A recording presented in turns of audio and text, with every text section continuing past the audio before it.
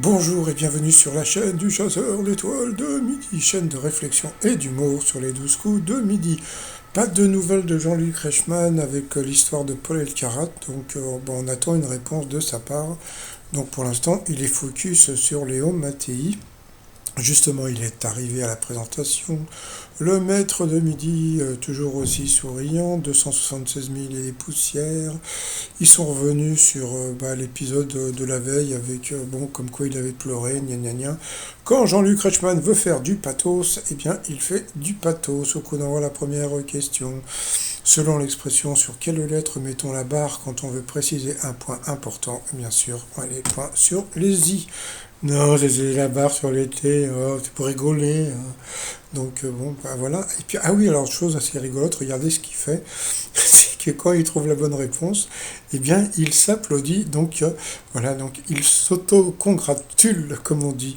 Ensuite, vous aviez, c'était pas Xavier, c'était Alain, qui a fait un cadeau à Jean-Luc Reichmann, qui a été assez rigolo. C'était un genre de trophée des 12 coups de midi avec des balles de golf. Donc voilà. Je ne sais pas où ça va finir, mais voilà. Donc Alain était venu avec sa sœur et ses fils. Alors la question en juin dernier, qu'est-ce que l'application Tinder proposait spécifiquement aux 18-25 ans? Non, non, c'était à 26, tu pouvais pas. Eh bien, c'était de trouver un job. Après, vous aviez la jolie Camille, voilà Camille. Alors regardez, elle a un tatouage. Alors pourquoi je vous parle de ce tatouage? Parce que, eh bien, j'ai vu une série. Alors si vous avez Netflix, il faut absolument la voir.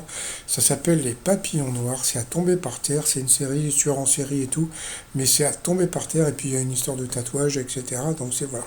Donc elle était venue avec son papa Louis. Elle était originaire de Saint-Pierre-la-Vieille. Donc j'ai voulu voir comment c'était foutu. Eh ben, c'était vraiment la vieille, mais bon, c'est mignon, hein. Donc, alors sa question, depuis 2016, quel phénomène récurrent propose la chanson Onizuka du groupe PNL dans le top des tendances sur Twitter? Eh bien, c'était les orages. Elle est passée à l'orange. Après, vous aviez Monsieur Hardrock, donc c'était Dylan. Je trouve que franchement, c'était pas très joli comme barbe, mais bon. Voilà, il était venu avec son ami Maxime, qui lui n'avait pas de barbe. Alors, quelle chanteuse renoue avec le rock sur le titre Skin on My Teeth? Eh bien, c'était Emile Ferreus. Pour le maître de midi, comment définir un contraptonyme qui qualifie les noms de David Douillet et Véronique Sanson? Eh bien, on a appris un nouveau mot, parce que ça semblait évident, c'était un nom qui ne leur va pas. Donc, David Douillet n'est pas Douillet et Véronique Sanson fait du son. Et on a appris qu'en fin de compte, eh bien, ça correspond à ton nom. Donc, Richman, donc c'est Richman.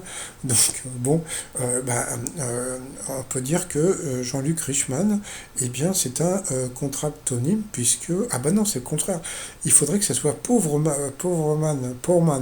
Si c'était Jean-Luc Pourman, eh bien, ça lui irait pas. Donc, alors, c'est un... Bon, c'est pas important. Bon, c'était la réflexion à deux balles. Ensuite, les passagers d'une croisière au départ de New York en direction du triangle des Bermudes seront remboursés à 100% par la compagnie si le bateau disparaît. J'ai trouvé ça très rigolo. C'est vrai qu'avec l'histoire du triangle des Bermudes, ça fout un peu la trouille, mais c'était assez rigolo. Pour Camille, le 11 octobre 2021, qu'a-t-on livré par drone lors d'un test sur une plage d'Israël? Eh bien, c'était des sushis et de la bière. Donc sur cette question, elle est passée au rouge. Qui dit rouge dit duel. Elle a pris le golfeur en duel qui est tombé sur une question tordue. Pendant la guerre de sécession, devant quel port eut lieu la sanglante bataille navale qui opposa le SS Alabama à l'USS Kearsarge? Alors, elle a dit le port de Kingston. Donc Kingston, ça doit être en Jamaïque. Moi, j'aurais dit Baltimore, puisque c'est plutôt les États-Unis. Le maître de midi a dit le port de Cherbourg. Et c'était le port de Cherbourg, donc bravo au maître de midi, qui ne dit pas que des conneries. Donc ensuite, eh bien, Camille, Stéphane et Dylan se sont retrouvés coup par coup.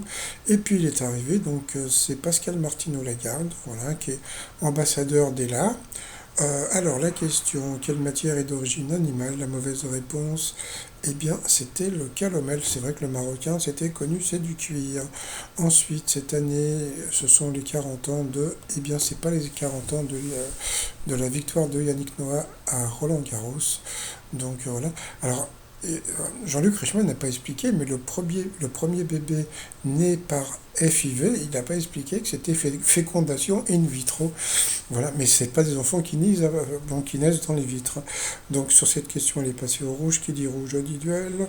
Elle a pris le hard rocker Dylan en duel, qui est tombé sur une question tordue.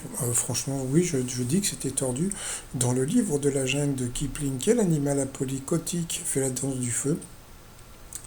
Je ne vous cache pas qu'ils n'ont pas posé la question au maître de midi, parce que bon, bah, je pense qu'ils se seraient plantés comme tout le monde, parce qu'à votre avis, livre de la jungle, bon, tu cherches un animal de la jungle, donc tu vas dire que bon, bah, le phoque, tu vas l'effacer direct, et ben c'était le phoque. Bah oui, qu'est-ce que vous voulez que je vous dise, c'était le livre de la jungle. Donc le jour où tu vois un phoque dans la jungle, c'est que vraiment tu as fumé pas mal, à Kingston, hein. Donc ensuite, eh bien, Camille et Stéphane sont retrouvés en coup fatal. En France, qui est la deuxième femme nommée Premier ministre sous la Ve République? Donc c'était Elisabeth Borne. Ensuite pour Camille, au XVIIIe siècle, dans quel art s'est illustré Jean-Baptiste Lully? Elle ne savait pas, c'était la musique, bien sûr. Quel est le prénom du personnage joué par Lady Gaga dans Star is Born? Je ne sais pas, elle non plus. Quelle maison d'édition fondée par Gaston en 1928 est aujourd'hui dirigée par Antoine? Donc c'était Gallimard. Comment s'appelle l'ours compagnon de Mowgli dans le livre de la jungle? C'était une évidence, c'était Balou. Elle ne l'a pas trouvé. Quel roi était à l'origine de la construction du Louvre? Je crois que c'était... je me rappelle plus. Bon, Philippe Auguste, je crois. Ensuite, dans une poésie, quelles répétitions de sonorités peuvent être embrasées, croisées ou plates? Je crois que c'était les rimes. Et là, elle l'a trouvé. Donc c'est étonnant parce qu'elle arrive à trouver les rimes, mais elle n'a pas trouvé Balou, etc. Bon, passons. Ensuite, quelle île de Polynésie française est très réputée pour ses perles noires?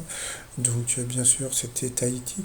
Alors, petit conseil, si un jour vous voulez offrir des perles noires, je sais que sur, comment il s'appelle, AliExpress, on en trouve, puisque j'en avais offert à une nana, et bon, je pense qu'ils viennent de Tahiti, hein, puisque, bon, passons, et ils sont vraiment pas chers, hein. Donc, sur AliExpress. Ensuite, quel est le plus grand des lézards vivant sur l'île de Komodo? Donc, bien sûr, c'est le varan et non pas le Véran de Komodo. Ensuite, quelle police d'écriture est également le prénom du fils de Scheim? Ça, c'était dur. C'était Kaoma, je crois. Donc voilà. Ensuite, encore pour elle, comment s'appelle une chaise qui a des pieds mais pas de dossier? Elle n'a pas trouvé. Pourtant, c'était simple, c'était un tabouret.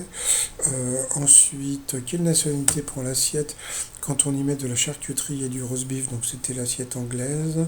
Et puis à la fin, quelle nationalité? Bah non, c'était ça. Donc voilà, donc elle a perdu. Et puis le maître de midi, là il a été plutôt calme. Bon, bah voilà, comme d'habitude, son petit doigt au ciel, la danse, bon, on a l'habitude, donc bon, je vais pas le critiquer. Je l'ai déjà assez fait pour. Il a déjà eu pour son grade. Ensuite, par rapport au coup de maître, dans le salaire de la peur, quelle matière dangereuse est transportée sur les routes chaotiques d'Amérique du Sud? Donc bien sûr, c'était la nitroglycérine. Ensuite, avec quelle fleur fait-on la confiture appelée crapaillotte? Il est parti sur la rose. Eh bien, c'était la pissenlit. Donc c'est bien pour, comme j'avais dit, hein, quand la production veut piéger quelqu'un, elle le piège.